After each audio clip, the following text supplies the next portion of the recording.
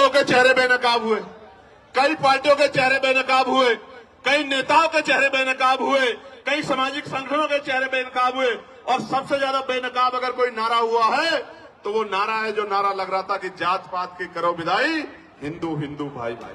वो नारा भी बेनकाब हो गया, वो नारा झूठा था। अगर वो नारा सच्चा होता तो मैं पूछना चाहता हूं कि जब मंडल कमीशन की बात आती है, जब SC/ST आयोग की बात आती है, SC/ST एक्ट की बात आती है, जब यूजीसी की नई गाइडलाइन की बात आती है, तो आप आंदोलन क्यों करते हो हमारे खिलाफ? क्यों हमारे खिलाफ आंदोलन करते हो? क्यों आप हमारे खिलाफ आंदोलन करके सड़कें जाम करने का काम करते हो? क्यों आप आंदोलन करके जो कहते थे कि प्रधानमंत्री हिंदू हृदय सम्राट है, उन्हीं प्रधानमंत्री को बताओ कहा गया नहीं कहा गया, कैसे कैसे शब्दों से नवाजा गया। तो जिस प्रधानमंत्री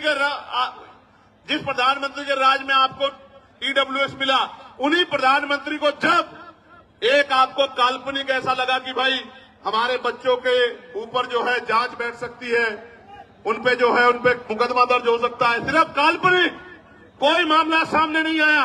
हम पे तो उदाहरण है, मैं बताऊंगा पूरी बात में, हम पे उदाहरण है, कोई मामला सामने नहीं आया तो आप आंदोलन करने चले आए।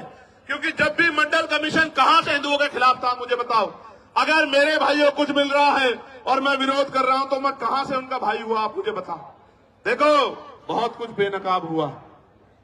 बेनकाब ये हुआ है कि जाति सत्य है, जाति सत्य है, और जाति को ठुकराया नहीं जा सकता। जिसको हिंदू हृदय सम्राट कहते थे, उसी को जाति के आधार पर गाली देने का काम करते। इसका मतलब जब तक वो व्यक्ति आपका काम करेगा तब तक आप उसको पलकों बिठा के रखोगे, जैसे ही वो कोई और इनका रोल भी नहीं यूजीसी में, तो आप उनको गाली देने लग जाओगे। ये है जाति का सत्य। मैं और बताता हूं, हाथ कंगन को आरसी क्या और पढ़े लिखे को फारसी क्या।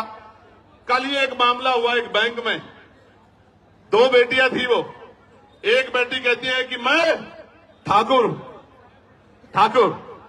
और दूसरी बेटी वो ब्राह्मण समाज की है।